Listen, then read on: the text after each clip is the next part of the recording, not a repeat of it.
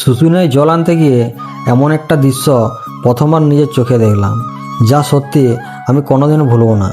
গোটা একটা বাসকে না ঝুড়েই বাঘ হিসাবে নিয়ে যাচ্ছে। তা হ্যালো বন্ধুরা, আমি রাজু, আর আমি ওন্দা সুপার স্পেশালিটি হাসপাতালের সামনে ছোট্ট একটা চপের দোকান চালাই। এবার আমিও বেরিয়ে পড়লাম শুশুনিয়ায় বাবা ভোলানাথের মাথায় জল ঢালার জন্য। শ্রাবণ মাসের শেষ শনিবার হয়, সেদিন শুশুনিয়ায় ভক্তদের ভিড় একটু বেশিই ছিল। আর শুধু ভক্তদের ভিড়ই নয়, চারিপাশে এত সুন্দর সুন্দর দোকান বসেছিল যে বলে বোঝানো যাবে না। যেদিকেই তাকায় নতুন নতুন জিনিস, নতুন নতুন সাজসজ্জা আর মানুষের ভিড়। আর এবছর তো আরও একটা জিনিস চোখে পড়লো, কত নতুন নতুন থিম এসেছে। এক একটা থিম এত সুন্দর করে সাজানো হয়েছে যে দেখলে সত্যি চোখ ফেরানো যায় না।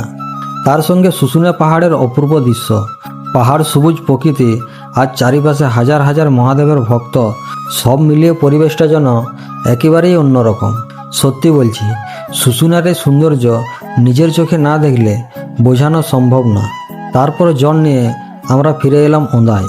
রবিবারে আমরা ওন্দাতেই থাকি, আর মহাদেবের ভক্তদের খাওয়ানোর জন্য ওন্দায় মানুষ অনেক অনেক খাবারের ব্যবস্থা করে থাকে। যে যার সামর্থ্য অনুযায়ী ভক্তদের পাশে দাঁড়ায়।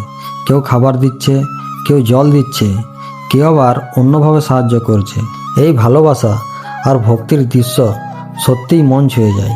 আর রবিবার ওন্দা সবজি মার্কেটের দিকে গেলে তো আরেক দৃশ্য, মহাদেবের ভক্তদের নাচের ভিড় এতটাই বেশি হয় যে দাঁড়ানোর মতো জায়গাটুকুও থাকে না। যার যেভাবে ইচ্ছা ভক্তরা নিজের আনন্দে নাচ করতে থাকে।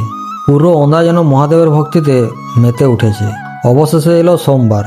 আমি প্রত্যেকটা মন্দিরে একটা করে নারিকেল ভেঙে বাবার কাছে প্রার্থনা করলাম এবং বাবার মাথায় খুব সুন্দরভাবে জল ঢাললাম। বাবা ভোলানাথ যেন সবার জীবন সুখ শান্তিতে ভরিয়ে দেন, সবার মনের আশা পূরণ করেন এবং সবাইকে সুস্থ রাখেন। আপনারাও কমেন্টে লিখে দিন, হর হর মহাদেব, জয় শ্রী মহাকাল।